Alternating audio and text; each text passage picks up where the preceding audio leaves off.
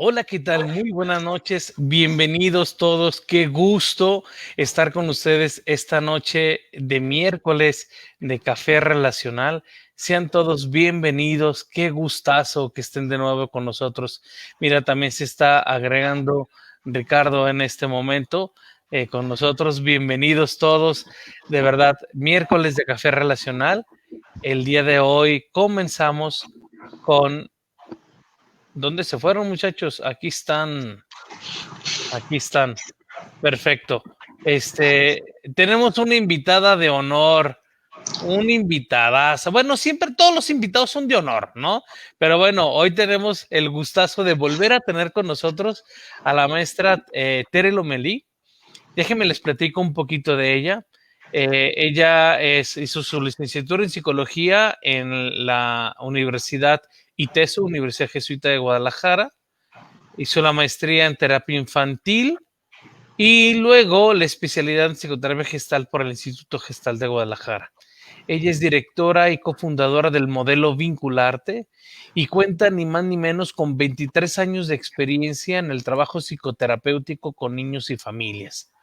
Además, ha hecho varios diplomados, ¿no? Entre ellos neuropsicología, parentalidad, apego y desarrollo del niño por la FAI, ¿no? La psicoterapia sistémica por el Centro Milanés de Terapia de la Familia, ¿no? También terapia breve por el The Milton Erickson Institute of the Bay Area, facilitadora por el Circle of Security International, educadora en masaje infantil por la Asociación Española de Masaje Infantil y, bueno, certificada en intervención vincular con biofeedback, modelo DISEA 2.0. Bueno, todo esto, ¿qué significará todo eso? Ahorita nos lo voy a platicar, no se preocupen. Pues bueno, bienvenidos. No sé si quieras decirles unas palabras de bienvenida, Ricardo, nuestros fanses. Hola, buenas noches a todos. Espero me puedan escuchar bien y ver bien. Tengo un problema de luz aquí por casa. Se fue hace unos minutos.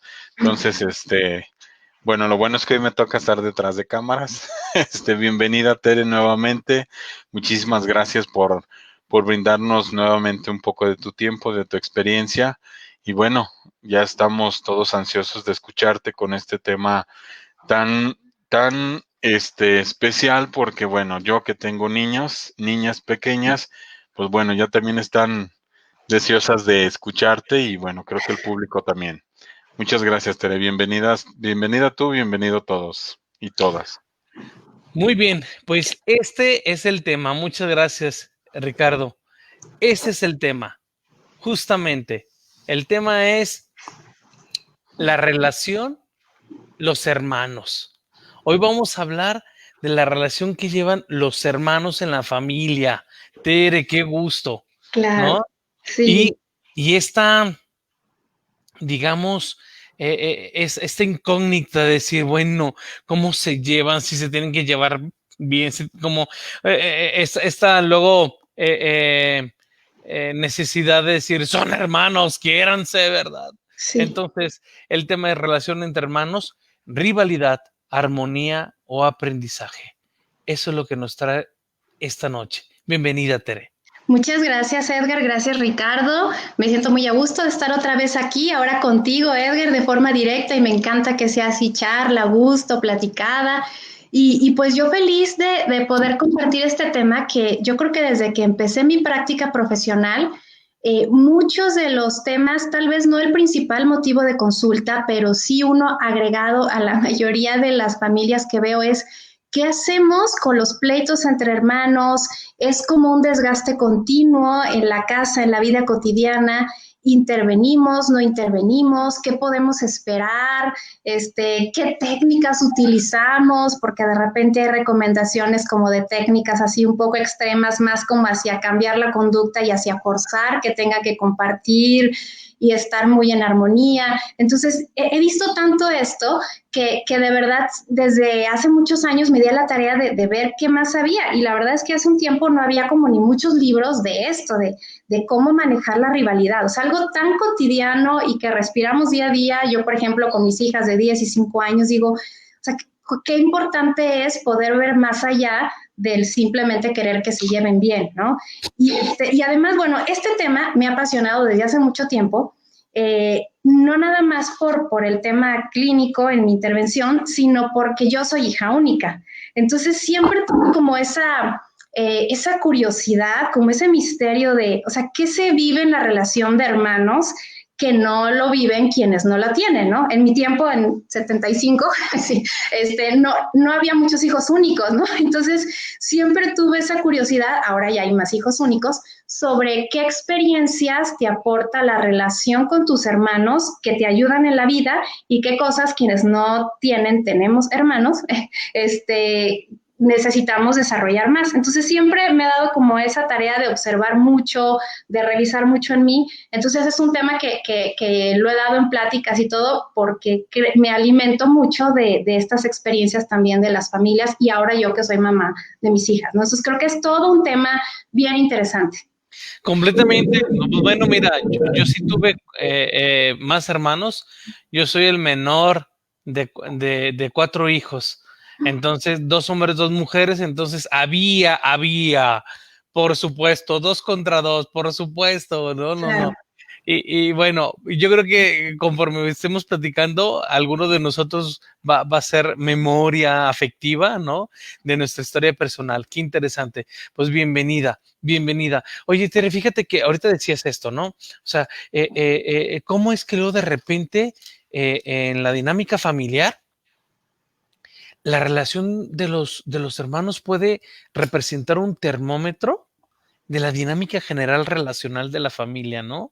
¿Cómo ves? ¿Qué opinas? Totalmente. Yo creo que mucho de lo que los papás hacen en su relación y como tú dices, el clima familiar, si hay más ansiedad, si hay como una tensión que no se expresa, pero que se siente ahí congelada en el ambiente, generalmente es hablada por los hijos, a veces gritada, vociferada y mucho la relación de hermanos. O sea, y la relación de hermanos a veces finalmente termina siendo como un mecanismo regulador, pero a costa de la relación entre ellos, de lo que está sucediendo en la relación entre los padres, y yo diría que no solo los padres, digo, en otro tipo de familias, en el equipo parental, ¿no? Si es mamá soltera que vive con su mamá y entonces la abuela materna, o sea, todo lo que ocurre en el equipo parental sí se refleja en la relación entre hermanos, ¿no?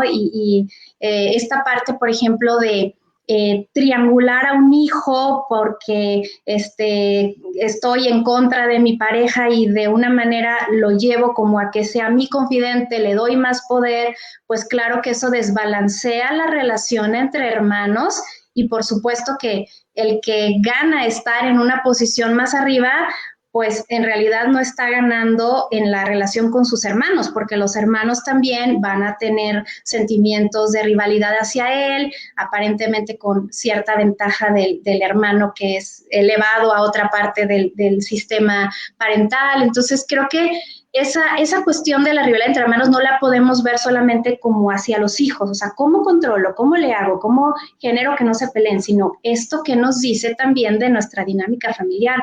Y esa es una parte reflexiva que creo que es muy importante que todas las familias la vean, o sea, vean más allá de simplemente ver hacia abajo y cómo lo controlo. Totalmente. En este momento van a hacer empatía conmigo todos los que son hijos menores, seguramente.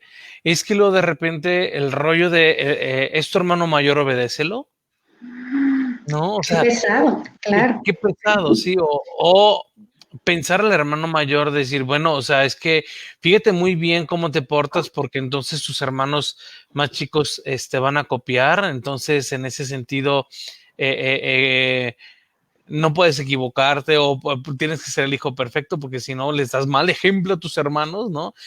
Tere, qué importante es, o sea, cómo los papás con el afán, pues sí, de apoyarse a lo mejor en los hijos mayores, pueden transgredir estos roles, ¿no? Estos Claro. niveles de los que hablas, estas triangulaciones, ¿no? En donde dices, pues bueno, o sea, es hermano mayor. Y yo recuerdo muchos pacientes que en algún momento de su vida me han compartido la dinámica familiar y donde dicen, es que mi hermana mayor, no necesariamente la primogénita, sino la mujer más grande, ¿no? Sí. Fue como mi madre, realmente mi mamá, pues él podía trabajar o algo, entonces, qué importante es tomar en cuenta esto, porque luego de repente pues es, para lo que me conviene es mi hermana, pero para lo que no me conviene, ¿sí? ¿Cómo ves? Claro, y fíjate que ahí esta parte de, sobre todo cuestiones culturales, como de, incluso de familias mexicanas, ¿no? La hermana mayor, que es la que cuida a todos los demás, especialmente si hay más hijos, o la que va a quedarse cuidando a los papás, todo lo que sean roles por el orden en la familia, o sea, el chiquito al que siempre defienden, o el del medio que a veces queda invisibilizado, o sea, todo lo que es por lugar en la familia o por características individuales, o sea, como el peleonero, el que siempre molesta, o la más inteligente, la más lista de la escuela, o sea, todo lo que pongamos como etiquetas puestas que impliquen una expectativa, aunque sean aparentemente positivas, traen una pérdida importante en la relación entre ellos como pares y no nada más entre ellos como subsistema de hermanos, también en las posteriores relaciones de pares. O sea, digamos que la relación de hermanos es como una escuela para la vida, ¿no? Escuela para saber cómo relacionarte con tus amigos, cómo poner límites, cómo compartir, cómo empatizar y con parejas y con compañeros, o sea, con todas las relaciones que estén al mismo nivel. Entonces, todo lo que me haga cargar que yo soy la responsable de, pues puede que tenga consecuencias también a futuro en relación de pareja, ¿no? O sea, yo fui la hermana mayor y ahora yo cuido a mi esposo como si fuera un hermanito, hijito chiquito mío, ¿no? O sea, sí marcan de forma significativa, totalmente. Oye, me hiciste que me acordara, solamente a los que tenemos hermanos significa que dividir un refresco en 4 vasos es todo un reto, porque mamá, ¿por qué tiene más? ¿No? Sí, y fíjate que eso, mira, hay un ejemplo que yo doy en las conferencias que se me hace así el típico, y a mí me ha pasado directamente, el refresco o la pizza, ¿no? O sea, si alguien come un pedazo más, es como, ¿por qué él más? Y a veces los papás nos desgastamos en explicar, ¿no? Y en justificar, pero mira, es que yo ya te había dado ensalada antes, pero mira, luego si quieres te doy un postre, luego, o sea, siempre estamos pensando en que la justicia está relacionada con la igualdad y no con la equidad, ¿sí? Y que nos invisibiliza finalmente la necesidad que hay detrás, ¿no? En uno de los ejemplos que doy es como la manera más típica de abordarlo es, no, mira, te voy a dar otro pedazo, pues está bien, pero la manera en la que realmente nos hace accesar a las necesidades y pensar de forma diferente es, ¿te quedaste con hambre? O sea, si estás diciendo que porque el otro tiene dos, tú necesitas más y más bien me fijo en tu hambre, en tu necesidad y hago que te veas a ti y si lo tienes, pues vemos cómo, ¿no? Pero no tanto en quién más o quién menos, sino también en qué requiero yo. Y esa es una parte que pasa mucho cuando queremos intervenir a la relación de hermanos, que estamos más en el quién tiene más y quién tiene menos y estamos en ese juego porque es una cuestión pues más sociocultural, ¿no? O sea, de competitividad y en sentido de agencia y quién es más y quién es el más listo y quién es el más rápido y cuando presentamos a nuestros hijos él es el bueno para esto y él es el bueno para lo otro, o sea, y creemos que eso es parte también de la autoestima, pero nos olvidamos de las necesidades, de la empatía, de esa parte, ¿no? Entonces creo que también es tener otra perspectiva de o sea, qué realmente necesita mi hijo y qué realmente siente también, que es un punto importante.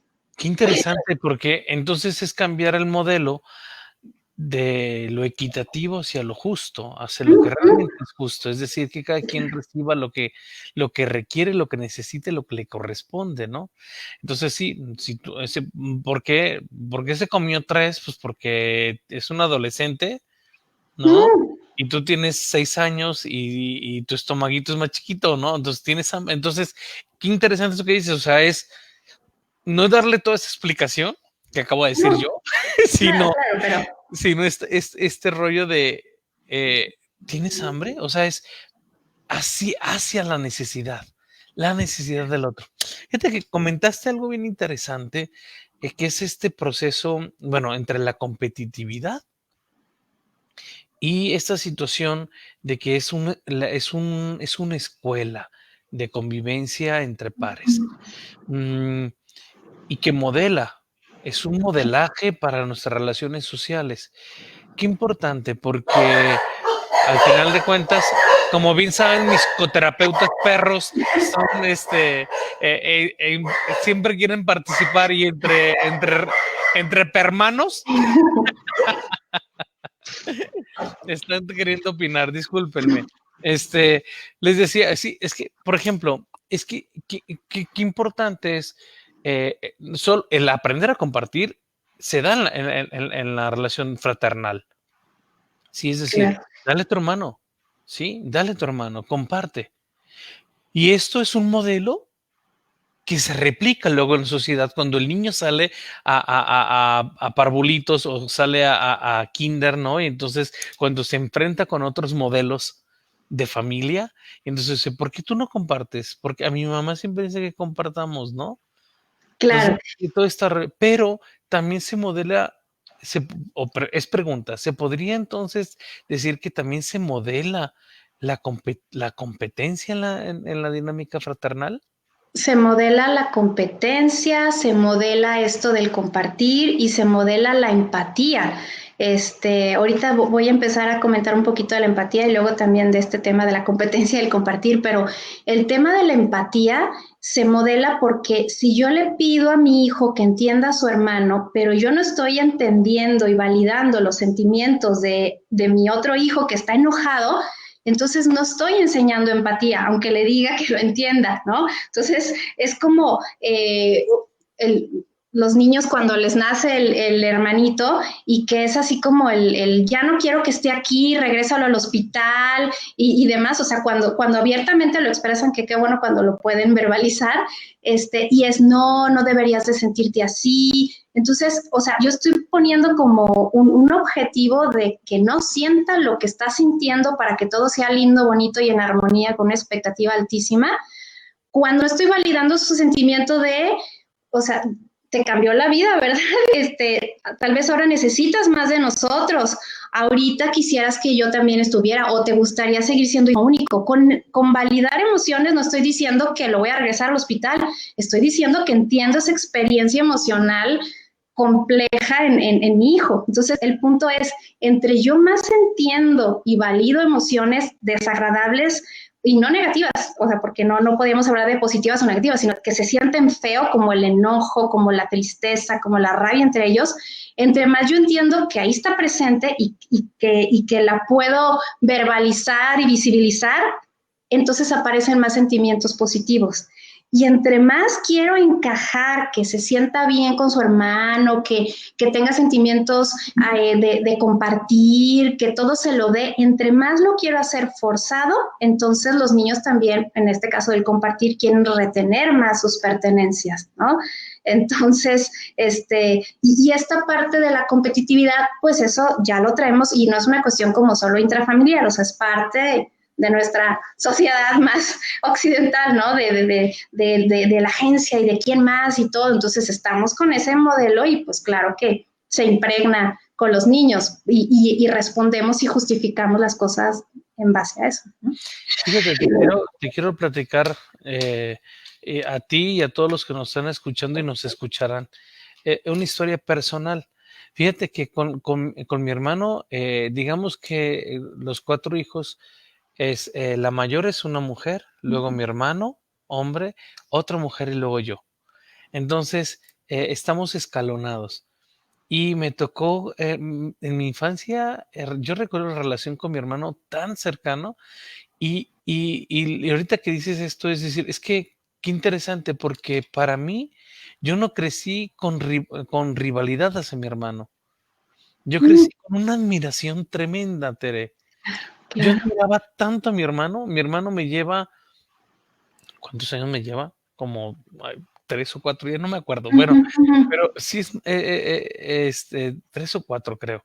Yo crecí con una admiración tremenda hacia él. Claro, Entonces, claro. él era el súper fuerte, ¿sabes? El que me enseñaba, el que me cuidaba. No, no, entonces, Claro. la verdad es que ahorita que dices esta situación de cómo se modela, me queda claro que hoy mis relaciones de amistad y de amigos hermanos, ¿no? Ujú. Son mucho también de admirarlos por lo Mm, que son, por cómo, por lo que logran. Hoy sigo admirando a mi hermano, ¿sí? Creo que es una persona admirable, ¿no? claro. Eh, no perfecto, yo tampoco soy Ujú, perfecto, ujú. pero es admirable. Entonces, qué interesante, o sea, me haces caer en 20 de cómo es, o sea, que sí se modela la rivalidad, pero también la rivalidad en el sentido negativo. Es que Claro. la competitividad, es que yo he visto este rollo como hijo menor, el de ¿por qué no eres como tu hermano? O como tu hermana la mayor, ¿no? O sea, este rollo de que los papás sin darse cuenta porque me encanta porque dicen, bueno, yo sé que no están bien las comparaciones, pero luego Pero viene, y luego, pero, ¿no?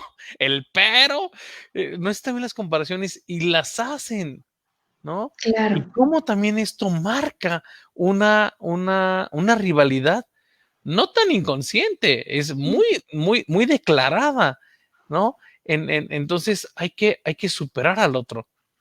Claro, y aquí esta parte, digo, el manejo familiar ahí es clave para saber cómo puedes generar una relación de hermanos que de verdad sea escuela para la vida, de verdad como tú dices, o sea, como tú lo que aprendiste, o sea, admirar a tu hermano y también a relaciones de este tipo y cómo eso también puede convertirse en algo tan diferente como estar siempre como tratando de, como sentir que no eres suficiente porque estás en comparación con las habilidades de alguien y los papás lo hacen como con la mejor intención, a veces en cosas tan simples como de tu hermano ya tendió su cama, tú también, o sea, como para poner esa competitividad, pero finalmente esa parte afecta a las habilidades propias. Y ahí la típica pregunta de muchos niños que yo creo que a todos los papás nos han hecho así como, ah, siento que lo quieres más a mi hermano o a quién quieres más de los dos, ¿no?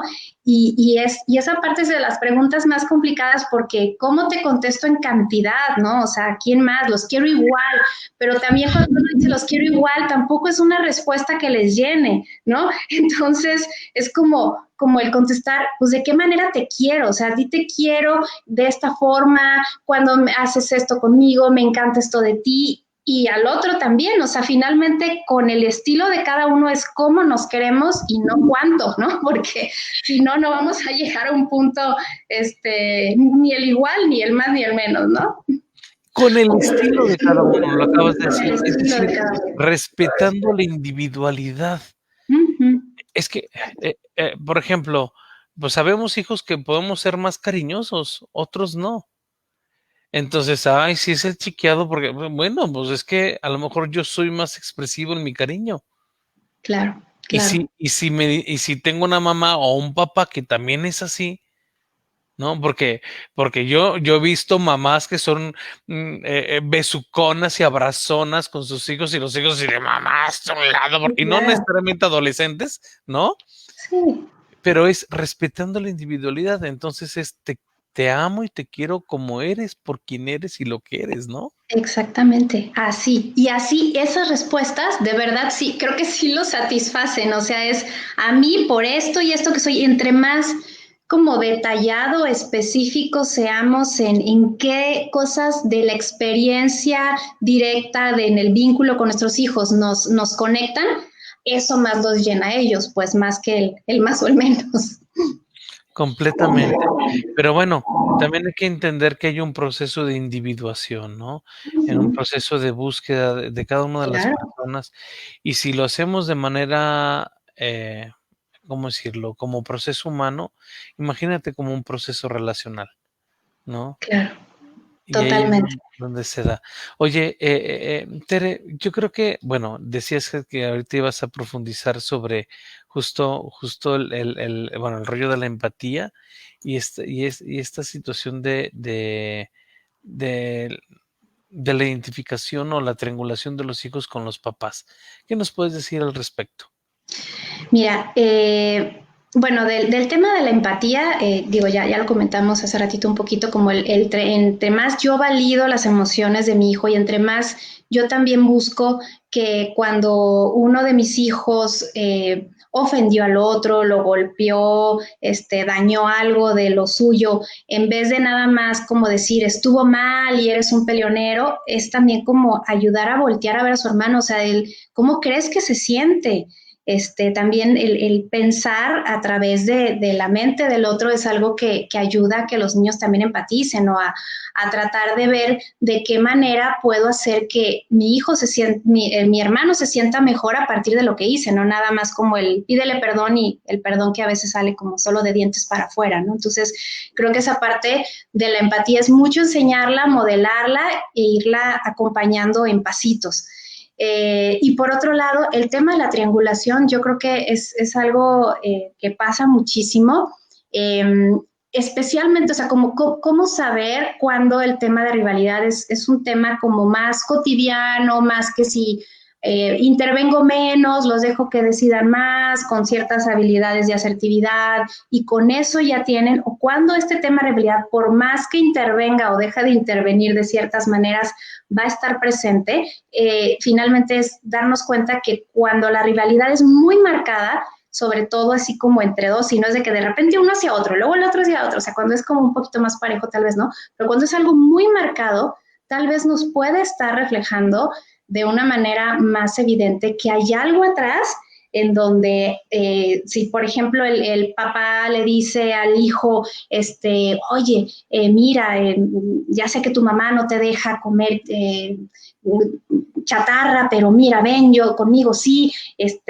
por un conflicto que hay en la pareja, ya sea por conflicto abierto, por distanciamiento, y entonces se lleva el hijo para esto, y sobre todo si tiene un hijo al que se lleva más, ese hijo al que se lleva más, por supuesto que va a tener problema con sus hermanos, ¿no? Y esto es una cuestión que viene desde un tema de la pareja, como un ejemplo, o las mamás que se sienten, o los mamás o papás que se sienten alejados uno del otro en la conexión emocional y toman a uno de sus hijos por confidente, eso ya, o sea, lo eleva de lugar, pero lo pone en muy mal lugar en cuanto a la relación como hermanos, ¿no? Y es algo bien pesado. Entonces, roles, triangulaciones, todo lo que te desubique del lugar donde estás respecto a tus otros hermanos va a tener también esa consecuencia. Ok, cuando los niños son pequeños, Tere, tal vez no pueden ser conscientes de este rol que se les está adjudicando. Claro. Sin embargo, creo que ya los adolescentes pueden ganar en conciencia de estos roles adjudicados, ¿no? ¿Qué podría ser? ¿Qué podría ser este joven, este hijo que se está parentalizando en un cierto sentido, ¿no? Sí, ¿qué podría ser para recuperar su rol? ¿Sí? Claro, claro. Mira, yo creo que cuando ya hay esta conciencia, digo, el mejor panorama es cuando se da cuenta, el mejor panorama es cuando ya lo puede realizar, el mejor panorama es cuando ya puede ver a sus hermanos como hermanos y salirse de este tema, pero yo creo que un proceso de terapia puede ser bastante útil en esta parte de la adolescencia, y a lo mejor es la terapia individual para un adolescente, terapia de pareja para los papás, y si no, la sola terapia individual para un adolescente, y poder tener un espacio donde pueda expresar y manifestar esta situación que le ocurre. Yo he visto procesos, tal vez no de adolescentes, pero sí de adultos jóvenes, que se sinceran con sus hermanos en algún momento de su vida, y es: yo todo el tiempo estaba enojado contigo y no te soportaba porque eras la favorita de mis papás, que tampoco entre ellos se llevaban bien. O sea, también el proceso, aunque sea en la vida adulta, de poder expresarlo a tu hermano, ya teniendo esta conciencia, sí puede modificar de forma significativa la experiencia individual y relacional. Si es que los papás pues ya no estuvieron dispuestos como a esto, como una terapia de pareja, una terapia familiar. Entonces creo que sí, siempre es tiempo, y yo he visto de verdad muchos procesos de hermanos adultos que llegan a este nivel al darse cuenta de esta situación, de que fueron parentalizados y que eso les generó una dificultad con sus hermanos. Sí, y qué importante es hacer el proceso de toma de conciencia y tal vez incluso hasta de perdón, ¿no? Mm, Porque a lo mejor esa situación que tal vez era inconsciente o tal vez no era elegida, sino era impuesta por la situación, a lo mejor, ¿no? O sea, porque sí, pues los papás no estaban porque están trabajando o por lo que haya sido, ¿no? Puede lastimar al otro sin querer. Fíjate, claro. Mónica Erna, que es una colega y fan, seguidora continua de Uruguay, nos hace un comentario que me parece bien interesante. Te lo quiero proyectar por acá. Ujú. Nos dice, buenas noches desde Uruguay. Tengo 4 hermanos y estoy segura de que la fratría es una gran escuela para modelar la negociación, la competencia, etcétera. Pero no es Ujú. privativo de los hermanos. Muchos hijos únicos suplen con amigos, por ejemplo, esa falta de escuela entre hermanos. Todos conocemos hijos únicos, excelentes negociadores y muy solidarios, y muchas Sí, personas teniendo hermanos son muy egoístas. Pero sin duda la convivencia entre hermanos es una experiencia riquísima, ¿no? Lo que nos totalmente. comentabas de tu experiencia, ¿no, Tere? De, Claro, claro, de cómo tú como hija única. Y claro debo que decirle que es un excelente ser humano, es una chulísima. Entonces, tienes toda la razón, Mónica. Gracias por decirlo. sí, sí, qué valioso este comentario porque si bien es cierto que con toda esta escuela que se genera en la relación entre hermanos, puede ser que no sea una escuela de un aprendizaje enriquecedor, o sea, que sea tal la rivalidad que realmente no aprenda eso. Entonces la idea es que, aunque no sea la total armonía, pero que se pueda aprender. Y sí, es real que hay hermanos que vivieron 4 o 5 hermanos y no saben compartir, negociar, tolerar y que hay hijos únicos que han desarrollado estas posibilidades cuando también tienen estos entornos.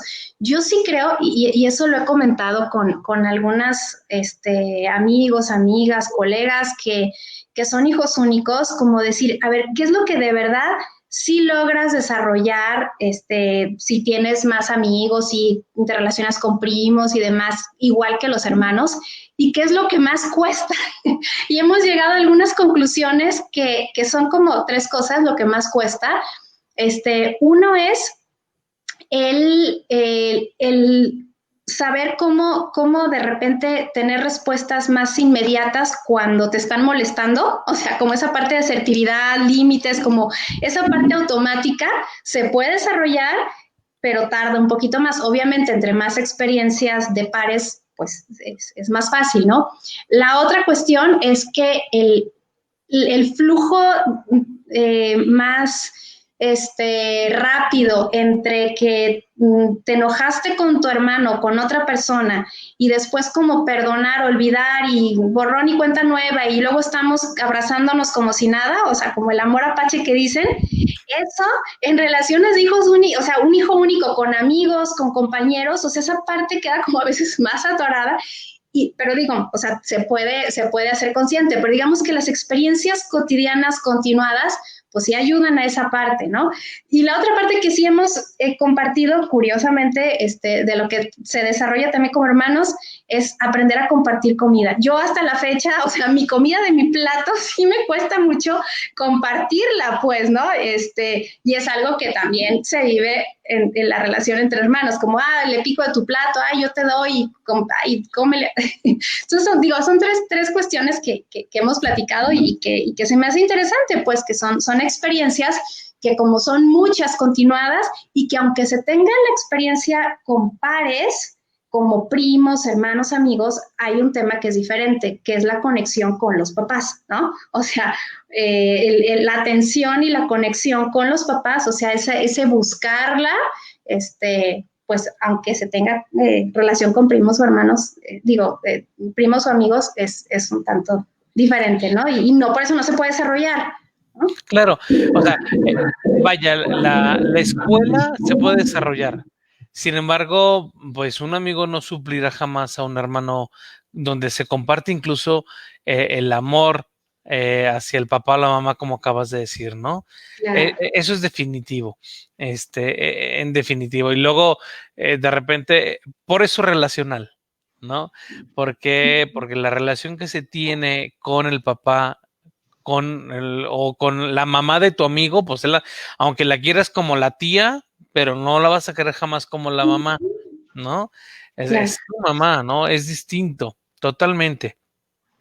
Fíjate, este rollo de compartir la comida, yo recuerdo eso que dices, que sí, por supuesto, pues porque podemos estar comiendo todos, mira, yo soy del sur de Jalisco, entonces comíamos muchas cosas de temporada, ¿no? Entonces, si era la temporada de tunas, entonces mi mamá nos arreglaba así todo ¿cómo decir? Un traste, no sé, es que me vino la palabra de mi pueblo, aguamanil, pero no lo van a entender, es un traste donde nos ponían todo y nos las arreglaba con chilito, limoncito, y todos comíamos de ahí, o sea, era para compartir completamente. Oye, Tere, Ivonne, que también es una de nuestras fieles fans, te quiere hacer una pregunta. Dice, cuando las comparaciones y comentarios vienen de fuera, maestros, familia cercana, ¿no? Familia extendida, ¿cómo lograr que no se interiorice en un niño? Claro, muy interesante, sobre todo cuando hablamos de edades de niños mayores de 7 u 8 años, donde también no solo la opinión de mi familia es la más valiosa, sino también de mi entorno social más próximo, que puede ser justamente la familia extensa, la escuela. Yo creo que ahí es muy difícil evitar que haya comentarios comparativos porque estamos con ese chip y a veces sin la mala intención necesariamente, ¿no? Ay, estás más alta que tu hermano, eres más, no sé, a veces es como la forma de conectarse con los niños, es decirle algo en referencia al más o al menos. Yo pienso que si desde la infancia más temprana hacemos que los niños puedan ver esta parte de no solo es ser más o menos, sino mis emociones y necesidades, simplemente a veces los niños, y me ha pasado de verdad que familias donde le dan peso a esto, saben que no pueden anular o evitar esos comentarios, pero que sí pueden los niños regresar a casa y decir, es que no me gusta cuando me dicen eso. Ah, ok, puedes decir, no me gusta eso, o sea, validar esa emoción y poderla expresar, o sea, pero no me gusta que me comparen con mi hermano. Y creo que esa es una buena forma en la que también se puede enseñar a los hijos a decir, esto me gusta, esto no, y no solamente como tragárselo sin digerirlo o sin saber esto, pero finalmente tiene que venir de un entorno familiar que cuide esta parte de las emociones. Y además también, digo, aquí yo me voy a pasar a un punto que también creo que sucede mucho, que tiene que ver con los roles y las etiquetas y todo esto, que los niños y niñas también se van adecuando al guión de lo que nosotros hablamos de ellos y con lo que los abuelos hablan de ellos, o sea, como decir, él es el más peleonero, él es súper listo en esto, o sea, él es como seguir eso que vamos diciendo, a veces delante de los niños, a veces no delante de ellos, pero van respondiendo a esas expectativas. Entonces, digamos que la familia puede ser ese filtro donde todo lo que a veces viene de afuera, que no lo vamos a cambiar necesariamente de forma directa, pueda caer en una postura de los niños también, entre más edad tienen, de 8 en adelante, una postura reflexiva de, no me gustó que me dijeran eso, ¿no? Entonces, ¿qué sí acepto y qué no acepto? Que es donde entra la empatía que decías, en la validación de la emoción, y que tal vez se me ocurre también decirles, oye, pues, o sea, no es una ofensa, eres su hermano, te pareces, o sea, te ubican, lo conocen a él, o sea, es una referencia no, o sea, no es ofensivo, o sea, que te comparen con tu hermano tampoco es una ofensa, Claro, ¿no? y depende de la comparación y también depende, o sea, en qué punto está la comparación y depende qué tan frecuente es. Y si solamente la única referencia es una comparación y no una atribución más individual, pues también eso va a ser. Pero, finalmente, antes de la aclaración de, pues no es para tanto, lo que sea, también creo que es muy, muy válido. El primero valía la emoción, no te gustó, ¿verdad? ¿y qué piensas de esto? Sobre todo en la medida que están más grandes, también que puedan ver, o sea, mi emoción y verlo desde una perspectiva también más realista, ¿no? De pues así opina la gente y bueno, ¿sí? Tal Hombre, cual. tremendo, tremendo. Fíjate, nos dice Danitza Kova. Gracias por tan rica plática. Gracias a ti, Danitza, por estar aquí con nosotros. ¿Hay alguna situación destacable a mencionar entre hermanos de familias monoparentales? Uh-huh. Sí, pues mira, yo creo que hermanos de familias monoparentales, hay que ver como cuál es la experiencia de esta familia monoparental, ¿no? O sea, yo por ejemplo, en mi experiencia en la práctica de clínica, he visto que entre más hijos son, si una familia monoparental tiene poco apoyo de redes, o sea, de más redes sociales de los tíos, los abuelos, amistades, puede llegar a ser muy desgastante para un solo padre o una sola padre, un solo padre, una sola madre, estar enfrentando esta situación, ¿no? Como mucho. Entonces, creo que he visto como papás o mamás desgastados, y bueno, especialmente mamás, cuando ven que sus hijos se pelean, o por ejemplo, en familias monoparentales suele suceder que, no sé, por ejemplo, mamá se lleva salud, se lleva a dormir a uno de los hijos, al más chiquito, entonces, o sea, esta parte como de cuando no está presente esta situación conyugal puede generar, o que, por ejemplo, se siente tan sola que toma a uno de los hijos como su apoyo emocional o logístico y demás, y entonces esto puede generar el desbalance, ¿sí? Pero no necesariamente. Yo creo que en las familias monoparentales un punto clave es que tengan buenas redes de apoyo para que no se genere un desgaste extremo que también se manifieste en el ya no puedo más con mis hijos que se pelean, etcétera, ¿no? Creo que eso es característica. Completamente. Se me ocurre además agregar una cosa, Tere, tú ya me dirás si tú eres la experta en el tema hoy, ¿no? Decir, también además en las familias monoparentales, el subsistema fraternal no cambia, es decir, en la familia monoparental, el subsistema que está diferenciado es el de la pareja, si es el conyugal. Pero a nivel de la fraternidad, se da de igual manera. O sea, son Claro, hermanos totalmente, entonces, se tratarán como hermanos iguales, ¿no? En ese claro. sentido. Lulú Bustos, querida Lulú, nos dice: "Tengo 6 hermanas maravillosas", 6 hermanas, Lulú, Dios de mi vida. Maravillosas, solidarias, trabajadoras, que nos apoyamos y nos queremos, pero cuando éramos niñas nos peleábamos, nos desgreñábamos, para lo que no nos entienden es que nos jalábamos de los cabellos, ¿no? Y después del pleito, éramos tan hermanas como siempre, ¿no?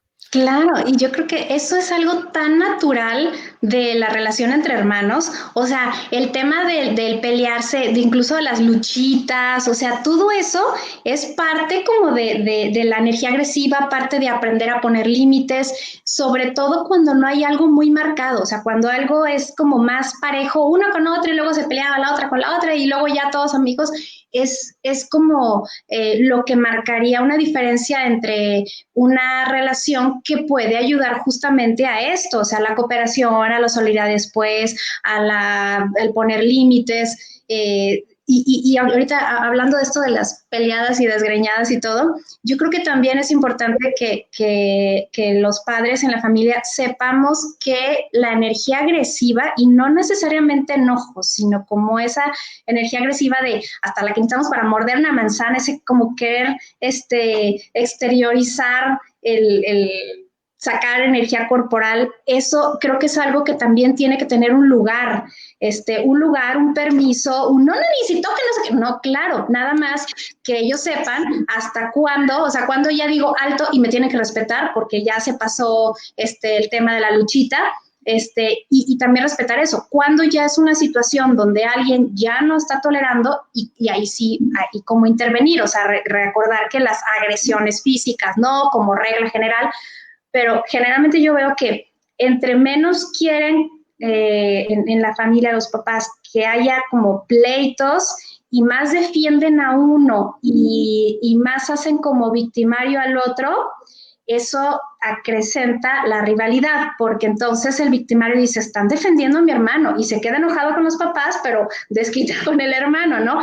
Y el que queda como víctima no desarrolla recursos para poner límites ni para expresarse asertivamente, porque siempre hablan por él, ¿no? Entonces, creo que de una manera regulada y sabiendo que puede haber estas posibilidades de energía agresiva con respeto, es importante que lo tengamos en cuenta, ¿no? En nuestras expectativas. Completamente, Tere. Fíjate que, bueno, Silvia Hernández nos dice que, me imagino que el comentario lo puso cuando estábamos hablando de la comparación y que las confundían, ¿no? Dice, a mis hijas, 3 mujeres les molestaba muchísimo que les dijeran clon 1, clon 2, clon 3, ¿no? Y que las confundieran con el nombre. Pues a cualquiera, el proceso de individuación, o sea, son distintas, ¿no? Tere, tenemos algo atípico en este momento, en este café relacional. No me había tocado, no sé si Ricardo, creo que no, pero tenemos la participación de una niña de 9 años. Sí, en este café relacional. Romy, nos da mucho gusto que estés escuchando esta charla, gracias. Es sobrina de Ricardo, ¿sí? Déjeme, sumo a Ricardo para que te vea, ¿sí? Y nos dice, te quiere hacer una pregunta. ¡Qué padre! Si se, dice, hace un comentario Romy, dice, muy cierto, déjamelo proyecto. Ya puedo decirle a mi mami, ya no me gusta, esto o aquello, ¿no? Antes solo miraba y decía, aló, a lo mejor así debe de ser. Sí, soy Romina, tío Ricardo. Me gusta oír contigo tus charlas. ¡Ay, qué maravilla! Y Romina te quiere hacer una pregunta. Romina dice, oigan, ¿sentir celos en ocasiones es normal? Soy Romy, tengo 9 años. Ay, qué linda participación, qué gusto tener a una niña. Yo creo que quién más que una niña de 9 años nos puede decir de la experiencia directa más que nosotros de adultos hablar. Gracias, Romy, por tu pregunta y por tu participación. Primero, sí que bueno, siempre se puede decir las emociones y no siempre dar por hecho que, ay, no debería de sentirlo.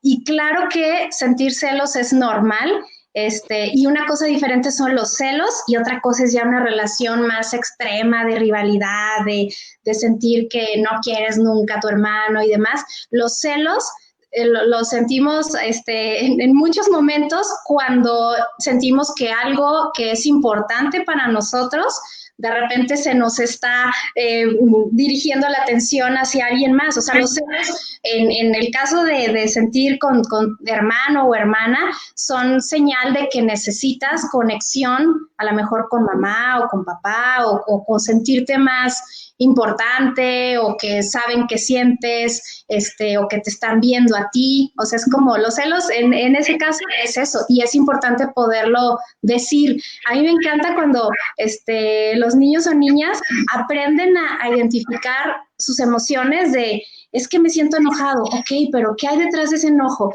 Pues es que yo quería que mi mamá también me viera a mí, no nada más a mi hermano que está chiquito y que le pone mucha atención. Ah, ok, entonces, ¿qué necesitas? Pues necesito atención, necesito que me vean. Entonces, cuando ya un niño o niña no nada más siente los celos, sino que puede decir, estoy enojado, y cuando llega a decir, necesito atención, y los papás también lo escuchan y pueden estar también más sensibles a eso, ya estamos del otro lado, ¿no? El poder saber que lo puedes decir específicamente qué necesitas y en el momento que lo necesitas, porque a veces los papás no se dan cuenta cuando de repente por estar, ay, mi hijo, el otro chiquito, y de repente así los ojitos, sintiendo también la necesidad, a veces los papás no lo ven, y si tú lo ves y sabes que necesitas, lo puedes decir directamente. Es una super pista para los papás. Ricardo, por favor, mándale saludos a tu sobrina. Ya le respondí. Saludos, Romina, saludos, tía. Gracias por, comúnmente están escuchándonos, entonces, gracias por manifestarte hoy, Romina. Muy bien, gracias. Excelente. Mira, Lupita, nos dice ahora, es un tema interesantísimo. En las familias reconstituidas, cómo los padres tienen que nutrir y respetar la adaptación de sus hijos al nuevo sistema y que todos lo vivan como una buena experiencia y no sea un campo de batalla para el aprendizaje de la rivalidad. Claro. Y aquí hablamos como de familias reconstituidas pensando, por ejemplo, en mis hijos y los tuyos, o a veces en mis hijos, los tuyos, los nuestros, ¿no? Como tres niveles diferentes. Yo creo que lo que más es útil en el caso específicamente la rivalidad en familias reconstituidas es que haya una organización de la experiencia, o sea, claridad respecto a las reglas, que se pueda hablar, que se pueda decir, quién se encarga de qué, quién es el más encargado de quiénes, y finalmente, para cuando todo eso está claro y es un terreno más conocido, ya lo demás que surja entre hermanos, y si se quieren decir hermanos, si no se quieren decir hermanos, eso dejarlo más a ellos en su proceso de adaptación, y finalmente tener como esa claridad. A mí también me ha pasado mucho que en familias reconstituidas ayuda bastante que aunque hagan salidas de toda la familia completa, también los hijos tengan espacios exclusivos con su papá, con su mamá, además de toda la familia completa, o sea, como otras experiencias que también ayuden a sentir y a seguir refrescando ese vínculo que tenían con su papá o su mamá, ¿no? Y finalmente lo demás, dejarlo a ese proceso de adaptación. Me gustaría agregar una cosa, me parece que lo que nos comparte Lupita, dice, hay una perspectiva y una mirada de adulto, es decir, cuando nos dice ella y que todos lo vivan con una buena como una buena experiencia, creo que ya hay una expectativa del adulto sobre cómo se tienen que comportar los hijos, Tere. Claro. Y es lo que decíamos también al principio, o sea, que también es importante ajustar las expectativas a que en la convivencia no necesariamente va a ser siempre armoniosa, que entre más esperemos que sea armoniosa, a veces ese forzarlo genera que justamente sea más compleja para los hijos, ¿no? Entonces, ahí yo creo que podríamos esperar más que la total armonía, que pueda ser justamente el aprendizaje, pero el aprendizaje a través también de los roces, de poner límites, de tal vez no sentirme tan cómodo siempre, o sea, esperar más que sí se sientan todos validados, eso sí, en sus emociones, que tengan un espacio para expresarlas, y eso no necesariamente va a traducirse siempre en sentimientos agradables, bonitos, tan positivos, tan como de sueño, ¿no? Sí, definitivamente. Completamente,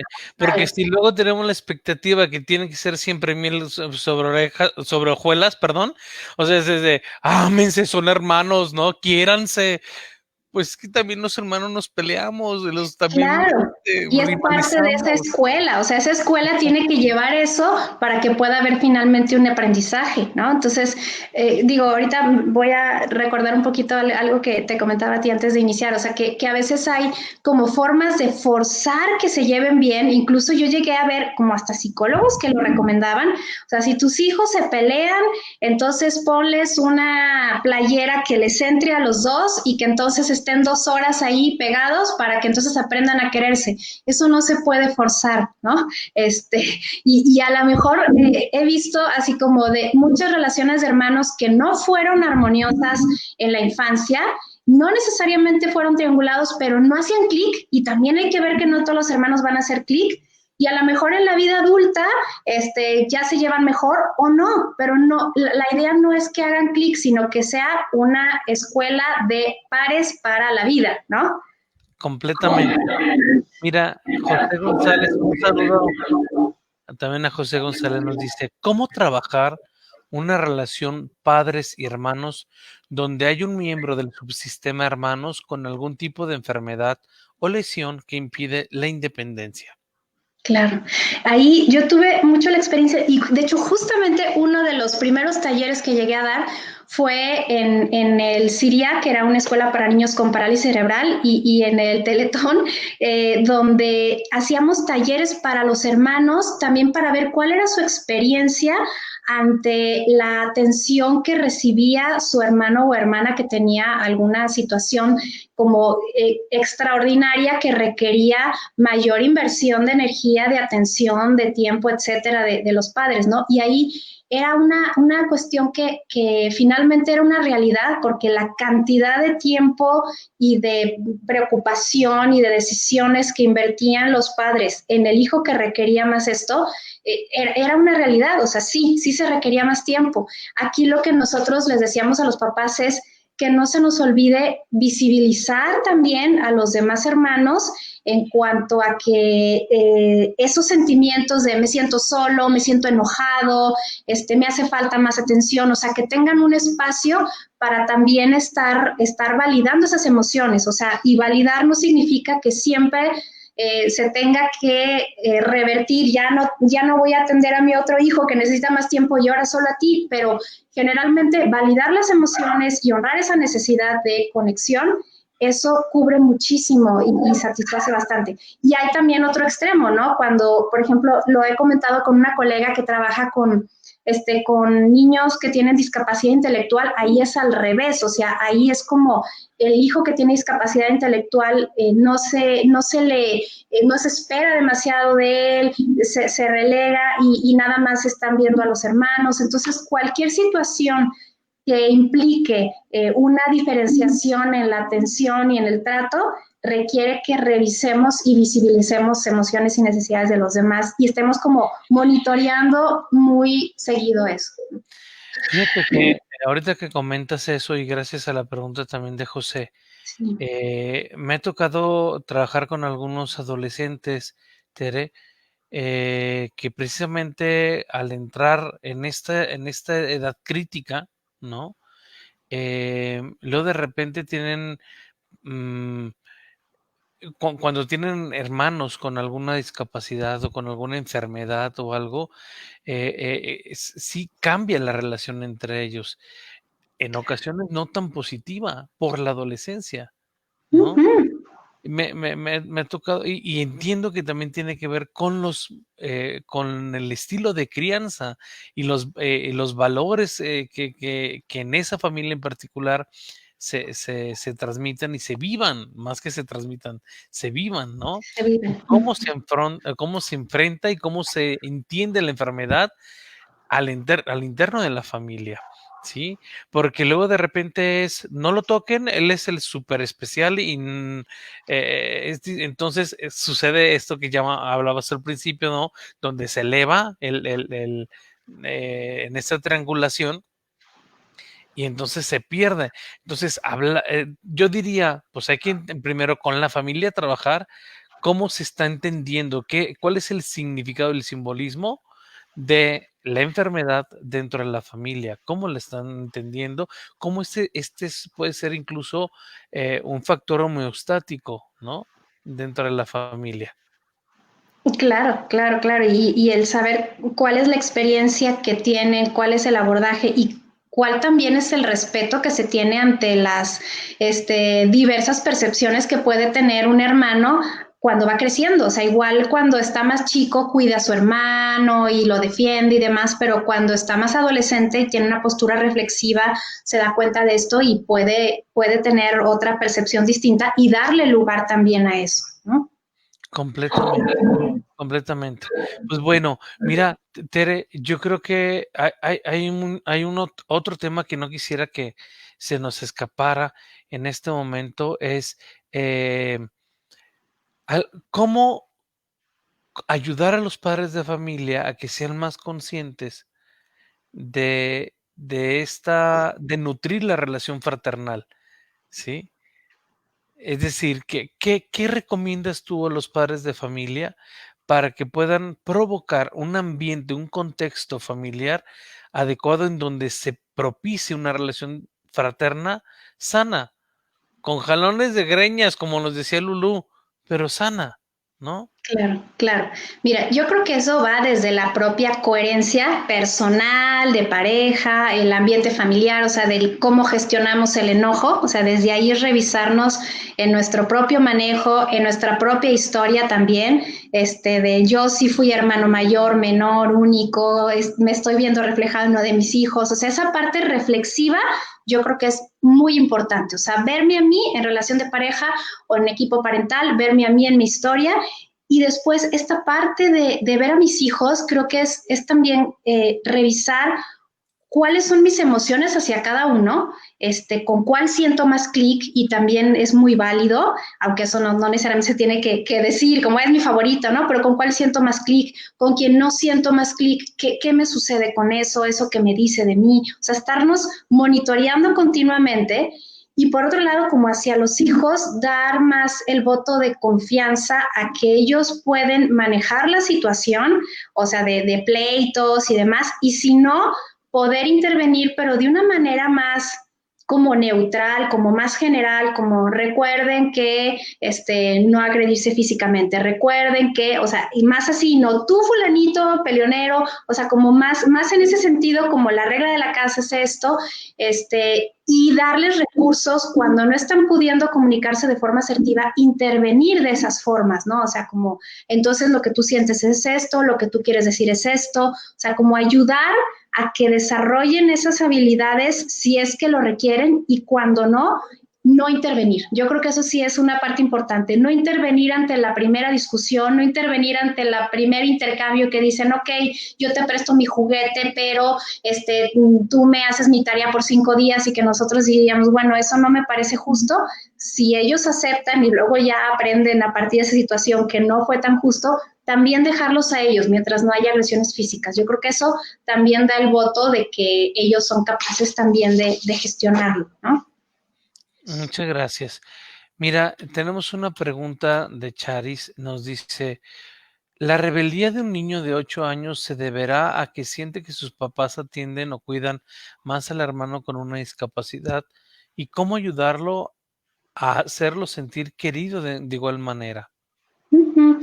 Bueno, yo creo que, digo, la rebeldía puede tener también, o el enojo también podría ser, o sea, no necesariamente como rebeldía, pero, o sea, el enojo puede tener como muchas fuentes, pero yo creo que el punto importante como para que se sientan queridos y visibilizados es lo que ya decíamos, como el validar emociones, o sea, te veo que estás enojado, se vale que estés enojado, o sea, a veces el hacerte sentir querido no es solamente que te dé algo, o que juegue contigo, o que te diga te quiero mucho, sino también el que le dé visibilización a esa emoción y esté contigo, aún con esa emoción de enojo que es difícil de acompañar.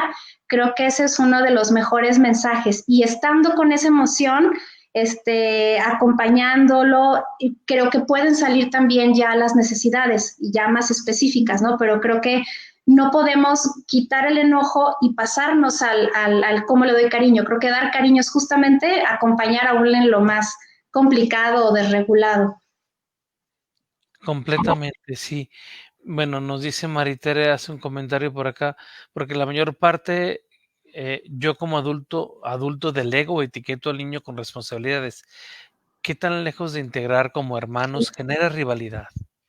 Claro, claro, claro. Y, Es una y pregunta, yo creo. uh-huh. Sí, y aquí, por ejemplo, hay que ver qué responsabilidades, o sea, es una responsabilidad que se refiere a algo que genera crecimiento, madurez para él, o es una responsabilidad que lo hace sentirse que no como hijo, sino como papá chiquito, ¿no? O sea, como no es lo mismo, ahora eres el responsable de, no sé, ayudar a arreglar la casa y los demás tienen responsabilidades de acuerdo a su edad, eres responsable de cuidar a tu hermano, o sea, es distinto. Entonces, sí hay responsabilidades que generan más rivalidad cuando están, cuando sobrepasan las posibilidades o el nivel que tiene un niño como hijo, como hermano. Entonces, hay que cuestionarnos siempre, o sea, esta responsabilidad que le estoy poniendo lo hace crecer y es un reto y un desafío a su crecimiento, o lo hace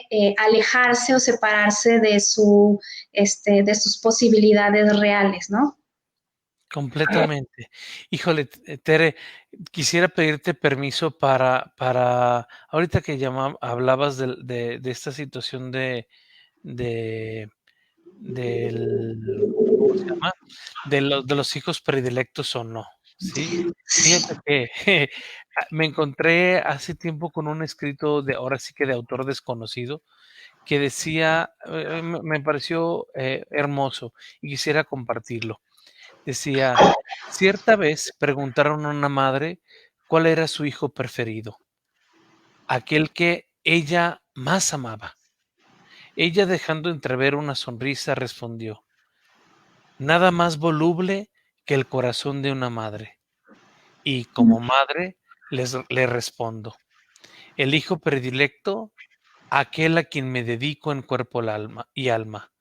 Es mi hijo enfermo hasta que sane, el que partió hasta que vuelva, el que está cansado hasta que descanse, el que está con hambre hasta que se alimente, el que está con sed hasta que beba, el que está estudiando hasta que aprenda, el que está desnudo hasta que se vista, el que no trabaja hasta que se emplee, el que se enamora hasta que se case, el que se casa hasta que conviva, el que es padre hasta que los críe, el que prometió hasta que cumpla, el que debe hasta que pague, el que llora hasta que calle, y ya con el semblante bien distante de aquella sonrisa completó, y el que me dejó hasta que lo reencuentre. Claro, claro, qué lindo. Y fíjate, eso está pensado en la necesidad del hijo, ¿no? O sea, el que me Exacto. necesita más. Y eso es justamente lo que estábamos hablando, pensar en las necesidades.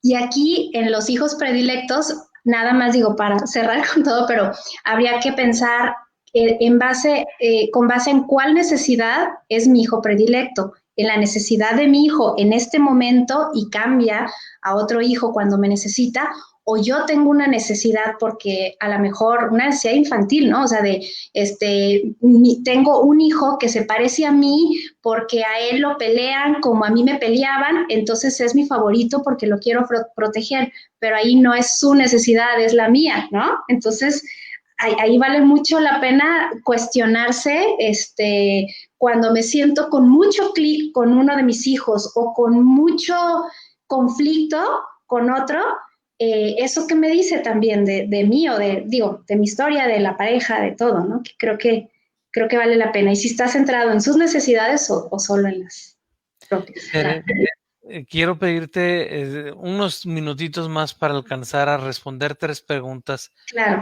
que nos están haciendo, ¿sí? La primera es de Tania. Tania nos dice: "¿Cómo lograr que se autorregulen de forma correcta?". Quisiera hacerte las 3 Sí. para que la vayas viendo, ¿no? La otra es de Beth. Dice: "¿Cuál es el impacto cuando se separa a los hermanos, cuando uno de los cónyuges lo considera mala influencia?". ¿Sí? Y de Mónica dice: "Tere, en familias ensambladas, ¿cómo piensan las fratrías? Porque no son hermanos de sangre, pero comparten la misma jerarquía. Es una manera de plantearlo para que se entienda. Pero cada grupo de hermanos tiene sus propias reglas de funcionamiento y no siempre coinciden". Ujú, ujú. Claro, bueno, la primera pregunta de la autorregulación, aquí yo creo que la mejor estrategia para la autorregulación en los niños es nuestra propia autorregulación. O sea, cuando ellos están peleando, ¿cómo lograr que se calmen? Primero, nosotros como adultos lograr calmarnos y desde esa experiencia emocional contagiar antes que dar que respira, respira, respira, pero yo estoy acá atorado, pues creo que por ahí no, ¿no? Y la autorregulación también, sobre todo entre más van creciendo, más hacia qué sentiste tú, que cómo crees que se siente tu hermano, o sea, dirigirlo hacia eso, pero empezar desde nosotros, ¿no? Yo creo que ese es punto básico. La segunda pregunta era, me quedé mucho con la de No te tercera. preocupes. La segunda era sobre la mala influencia, que es de cuando el impacto, ¿no?, que separa a los hermanos porque uno de los cónyuges considera a uno de ellos como mala influencia. Separarlos en referencia como a a que vivan en diferente casa o separarlos como a lo mejor en la relación, vamos a suponer, ¿no? en la relación. No te juntes con él porque es mala influencia, ¿no? Ya. En ese caso yo creo que ahí estamos actuando como poniendo voz a uno, limitando los recursos del otro, entonces ahí más bien es, si necesita más recursos para defenderse uno y si necesita el otro más recursos para empatizar más, para estar más sensible, más bien es centrarnos en cómo hago para que aprenda y qué necesito yo para transmitir y para vivenciar y contagiar ese aprendizaje, más allá que irnos como a la finta de solo separar, no es realmente la solución, más bien es cuestionarnos nosotros. Y en la última pregunta, yo creo que aquí tiene que ver con lo que decíamos hace un momento, cuando son familias ensambladas, hay reglas generales de convivencia y hay unos estilos de relación que corresponden más como a lo que antes tenían cada uno de papá o mamá con sus respectivos hijos.